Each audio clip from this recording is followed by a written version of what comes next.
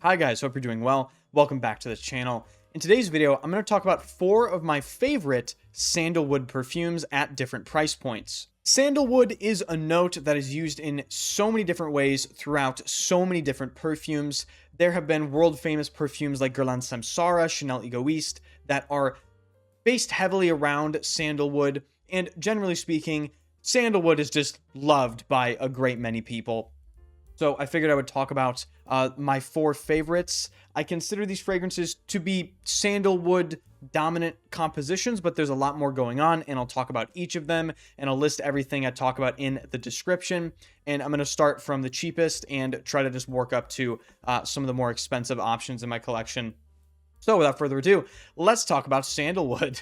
If you enjoyed the channel, if you want to see the Amouage 5,000 subscriber ranking video, definitely hit the sub button, hit the like button, and let me know if you have a favorite sandalwood fragrance that I should try in the comment section. Before I go through the options, I just want to talk about sandalwood as a note and some history regarding it, because it's actually pretty important to understand why some modern sandalwood fragrances might not smell as good as some that were made pre-2000. And the year 2000 is a very important year in perfumery because they banned the use of Indian Mysore sandalwood in the year 2000. And Mysore sandalwood is a particular variety of sandalwood that has some very interesting nuances. That has this almost fruity sweetness. It's creamy, it's lactonic, but it's very smooth and woody. And it was used primarily, is my understanding, as either a mid note or like a base note in perfumes. It was a very common dry down note. Since the Mysore sandalwood ban in 2000, my understanding is the perfume industry has shifted towards using a different variety of sandalwood called Australian sandalwood, which has a different olfactory signature, if you will. But interesting about the note of sandalwood, basically the best sandalwood can no longer be used because the perfume industry was depleting it from the fucking earth. Now, before we get into the main list, I feel obligated to give an honorable mention first to something that you can pick up for just very little money. You can pick this fragrance up for, I think, between $50 and $70, which is criminal. I mean, this is such high quality stuff. This is Serge Lutens' Santal Majuscule. I don't have a bottle, but I've had many of these little samples. This is an amazing sandalwood fragrance. It is on the sweeter side. I would say it's more of like maybe a colder weather sandalwood, but I think you could get away with wearing this in pretty much any season. But what is Santal Majuscule? So what you get with this is it's a very legible fragrance. I think it only lists 3 notes. I think it's cacao, rose, and sandalwood. And that's what you get.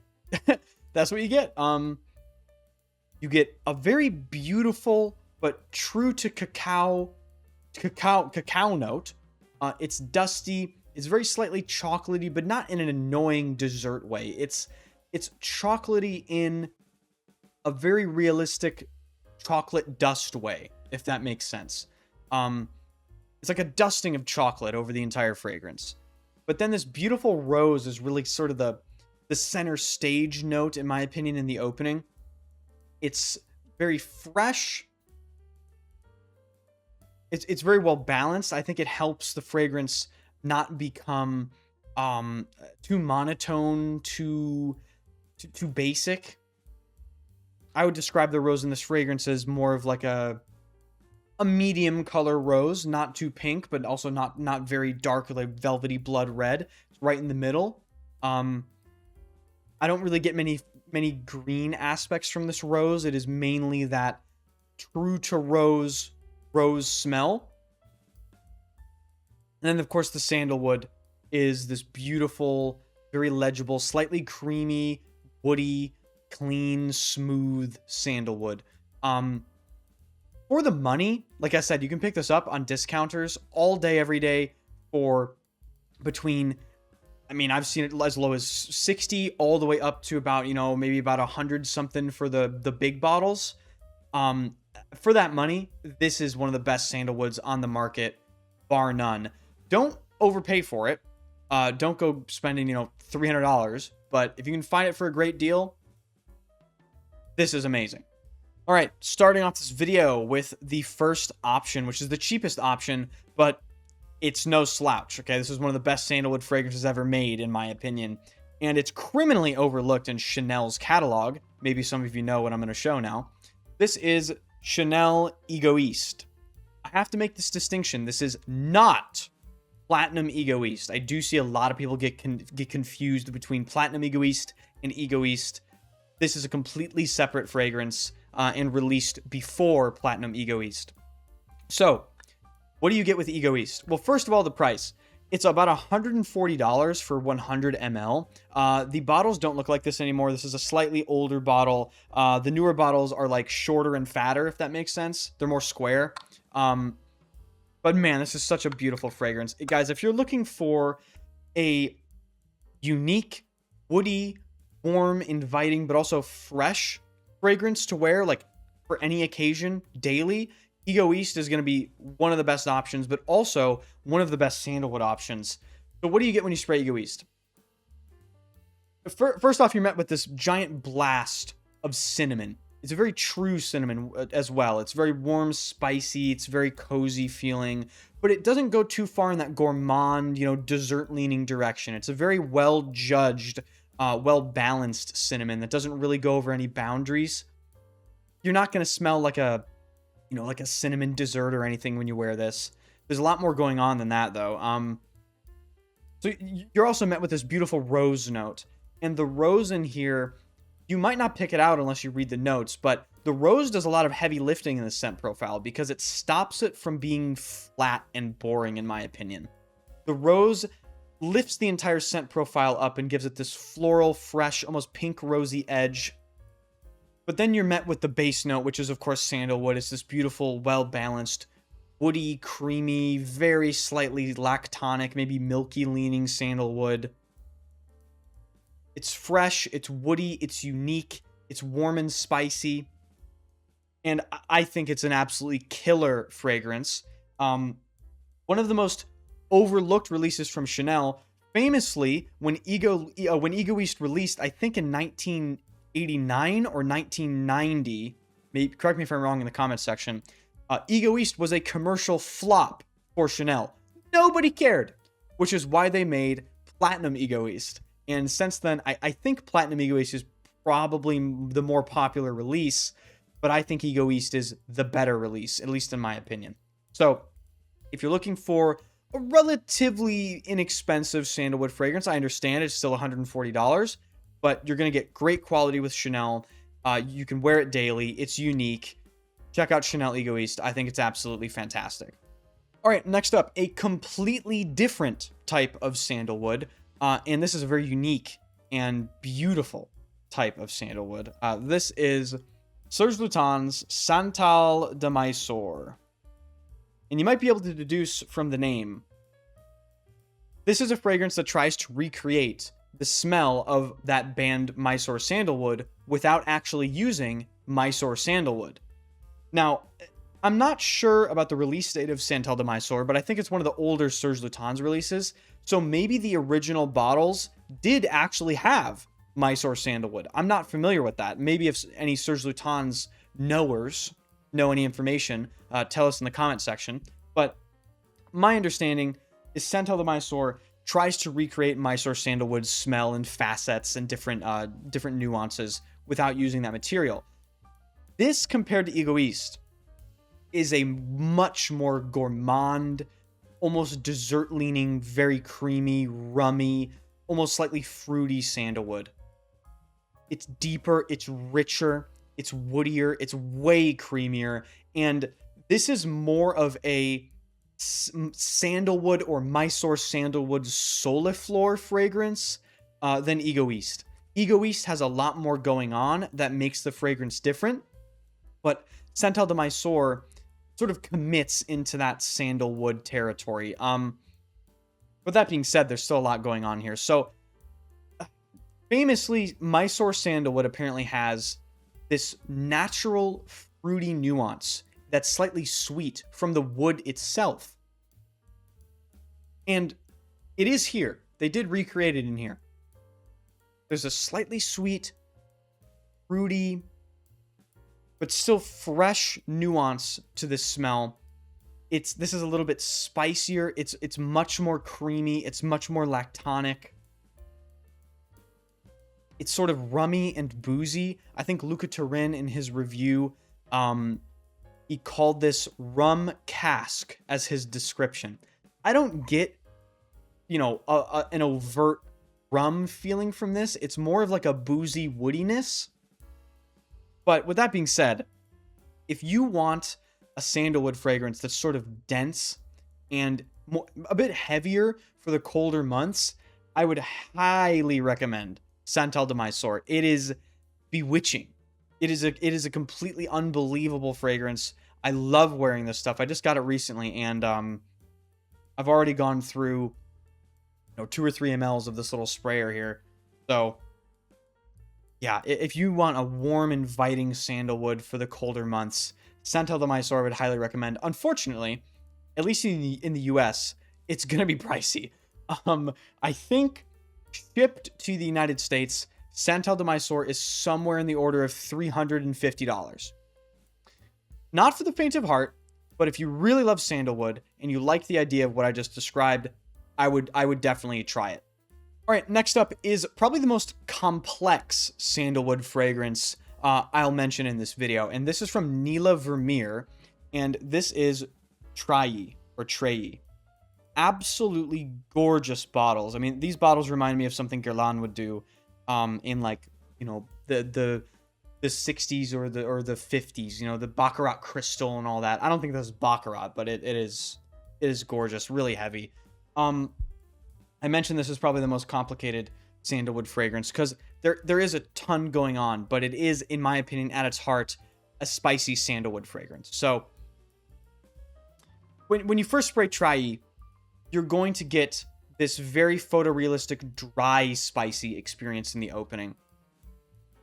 It's very textured, dry spices.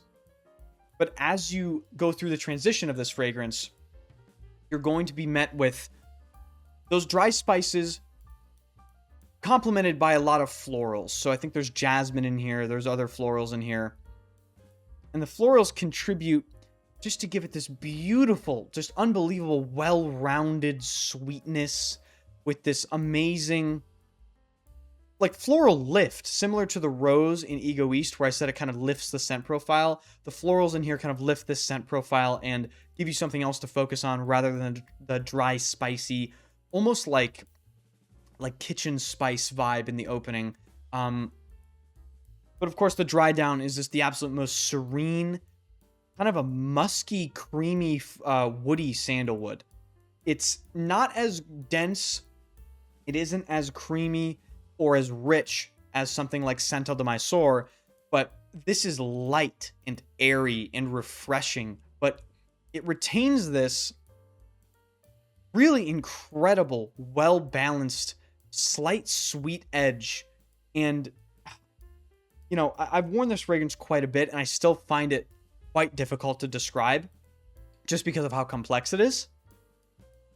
But the sandalwood in here is just absolutely killer. I would say it's a different take on sandalwood compared to these other two because it is sort of this lighter, slightly muskier, fresher take on sandalwood. But it's beautiful nevertheless. So price-wise for Neela Vermeire, they're not cheap. You can tell by the presentation of the bottle. They definitely put money into it. Off the top of my head, I think they're $260 for 60 ml. These are 60 ml bottles. Let me just show the camera. Yeah. There you go.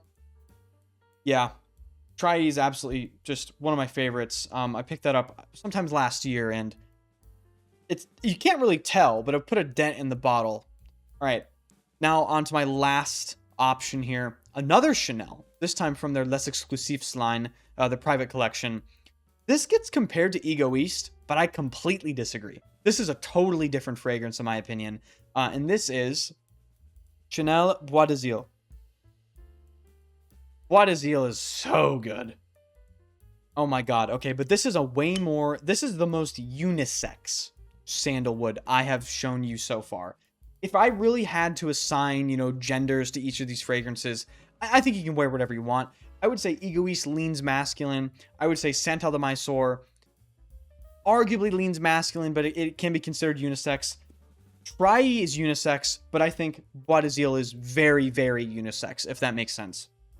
And that's because they do the Chanel thing in Bois What is the Chanel thing, for people that aren't familiar? Well, I would describe the Chanel thing as this fresh, clean, almost soapy aldehydic opening. So you're going to get these bubbly, fizzy aldehydes. And there's this sort of yellow, floral, creamy thing going on. I think it's a lang-a-lang.